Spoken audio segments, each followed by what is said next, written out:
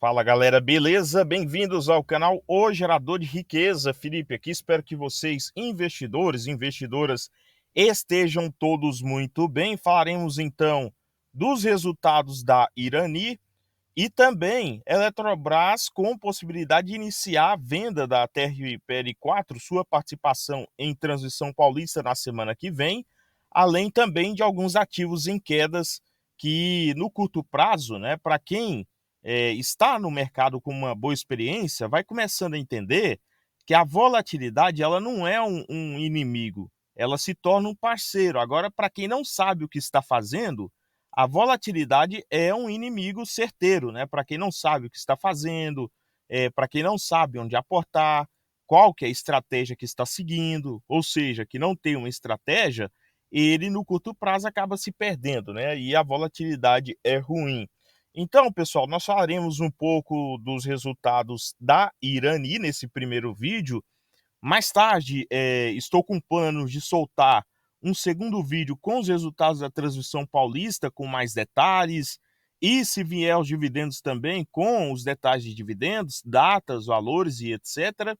Mas, por enquanto, soltarei apenas esse vídeo aqui, momentaneamente, da Irani e também dos outros assuntos tratados em relação ao dia, para você ter uma análise mais concreta, né, sobre Irani, que também faz parte da carteira. Então, vamos lá, então, o que nós temos, né? A Eletrobras pretende lançar a venda da fatia da ISA-CTEP, ou seja, ela é um dos acionistas minoritários de Transmissão Paulista na próxima semana, segundo o jornal Valor Econômico. E isso pode fazer preço nas ações, fazer preço negativamente no sentido de queda.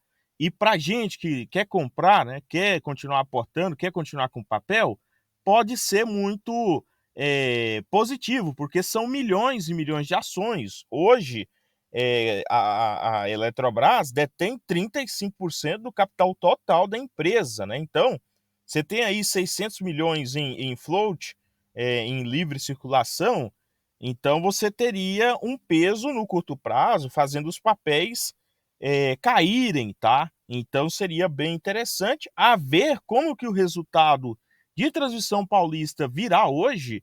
É aquela oportunidade que você compra em carteira e fica tranquilo, né? Ainda mais se vier dividendos, melhor ainda. Por quê? Porque quanto mais o papel cai e o dividendo está em eminência, melhor é para o investidor pensando em renda, né? Então ele consegue comprar mais ações. Se há anúncio de dividendos e o papel sobe, pior é para o investidor de longo prazo, porque ele não consegue comprar mais ações. É meio que um efeito inflacionário sob o seu poder de compra, né? Então é sobre isso que defendemos aqui, a questão das quedas.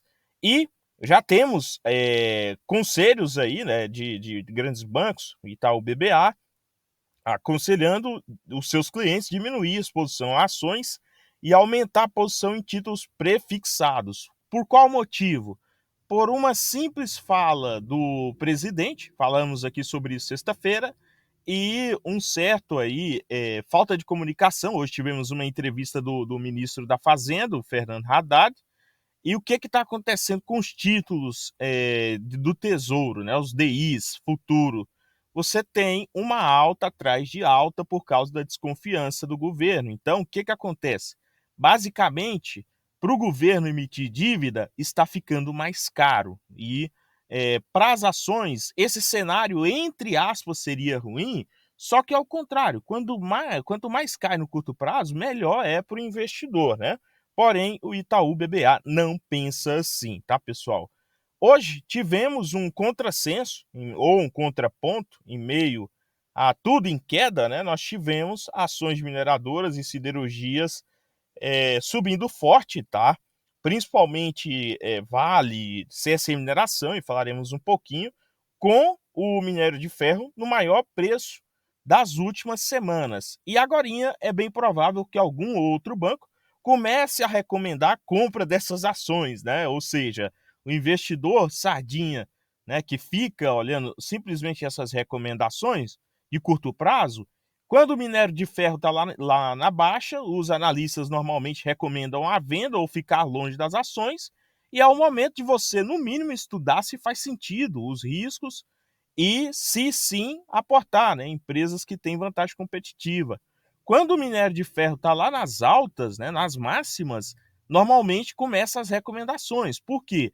Porque é onde normalmente os grandes bancos, as grandes corretoras, o gringo, começa a fazer parciais vendendo, porque ele sabe que o preço da commodity, o preço, ele não é controlável. É um evento que ele tem tempo máximo de duração, ele não vai continuar subindo eternamente. Então, logo eles começam a se desfazer das ações, tá? Aí é onde o Sardinha começa a entrar. É um erro escasso, tá? Isso daqui feito contra quem contra quem não consegue ter um comportamento individualizado, controlado, e também um comportamento voltado para o longo prazo, né? Então, o mercado vê também um espaço menor para cortes na taxa Selic, acho que mais pela questão dessas falas, pela falta de comunicação, até porque a questão de déficit já estava bem claro. Seria mais fácil para o governo, lá no início, né, deixar bem claro: olha, teremos déficit sim, não tem essa aqui de ficar prometendo que não é realidade, e eles poderiam se sair melhor, né? Seria até mais benéfico no curto prazo. Porém, não o fizeram e agora estão batendo cabeça, né? Então, hoje nós tivemos um mercado praticamente sangrando, mercado acionário sangrando, o que é bom para quem compra pensando no longo prazo. CSN Mineração chegou ao preço de 5,13 no mercado, né? Alta atrás de alta, máxima nas últimas semanas. Irani, falaremos dos resultados, queda de 1%, chegando a 11,10, e teremos dividendos, tá, pessoal? Teremos um valor em dividendos, eu falarei logo adiante sobre, depois dos resultados. Caixa Seguridade vai ficando interessante, teremos resultado nessa semana, aliás, R$10,90 por ação é o preço, através aí do medo do mercado. BB Seguros, abaixo de 31, também volta ao radar para aportes. O preço de aporte pessoal, o meu preço de aporte pessoal é abaixo dos R$30, então vai ficando interessante, com resultados próximos também. Taesa, hoje eu fiz um pequeno aporte, abaixo de R$34 normalmente eu tenho entrado. E Transmissão Paulista, R$21,65. Preços cada vez mais relevantes, com a esperança agora, nesse final de noite, né, dos resultados e de uma eminência de dividendos. Então vamos acompanhar tudo isso, né? Esse movimento do mercado, na minha avaliação, é um movimento de curto prazo, ou seja, é um movimento aí mais de correção, porque Brasília estava parado, então agora Brasília começa a se mexer e você tem isso acontecendo, sendo uma boa oportunidade, principalmente entrando um novo mês que o investidor ele pega a renda ali, pode aportar, né? E com também eminência a maioria dessas empresas aqui, a gente já tivemos dividendos da Caixa Seguridade, proventos, né, que serão pagos agora no dia 8. Irani também deve ter anúncio, eu vou falar sobre, já foi definido o valor, mas o anúncio deve ser só lá no mês de novembro também. CSN Mineração deve ter anúncio, própria Transição Paulista, se não tiver agora, deve ter lá em dezembro. Taesa também deve ter um pequeno anúncio. BB Seguros já até pagou, né? E deve ter fortes dividendos em 2024. Então, não deixa de ser uma boa oportunidade para você aumentar sua renda também e aumentar patrimônio, né? Então, seguindo resultados da Irani, o que nós tivemos? No acumulado dos 9 meses de 2023, nós tivemos uma queda na receita líquida de vendas. Seria até justo isso, pelo menor preço de todos os produtos que a empresa vende, aparas, papel, papel ondulado, resina e etc. Embalagens no total, né, na sua significância. No lucro bruto, tivemos uma queda também, 545 no acumulado dos 9 meses. No lucro líquido, tivemos uma alta, tá? Por causa de um efeito não recorrente no segundo trimestre. Foi o efeito do PIS e COFINS, que ela recebeu o valor lá, se eu não me engano, foi mais de 200 milhões de reais reconhecidos como crédito de impostos a receber, e que totaliza um lucro líquido do período de 376. É uma empresa, então, né, que tem valor de mercado de um pouco mais de 1 bi e que no ano vai lucrando aí um pouco mais de 376 milhões. Só nesse trimestre, 64 milhões, queda de 32%. Falaremos adiante também. Então, 64 milhões aí foi o lucro dos 3 meses, né, findos entre julho, agosto e setembro, versus aí os 3 meses de 2022, foi 95 milhões. Queda principalmente por causa, como já falei, da queda do preço dos produtos vendidos da empresa. Uma coisa que tem que se olhar, né, o investidor olha a DRE, o lucro caiu, né, a receita caiu, o lucro caiu. Eu quero saber se a despesa caiu. Então, o que aconteceu? A despesa caiu.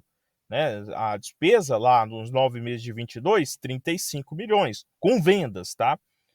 A despesa nesses 9 meses, 32 milhões, poderia ser menor, porém, é um mercado que ele é bem aquecido e competitivo, né? Então, você tem que ter essa reticência. Então, não dá simplesmente para cortar 20% também de despesa, porque o lucro caiu 30%, né, em um único trimestre, sendo que se o mercado volta a todo vapor, o que você tem que fazer?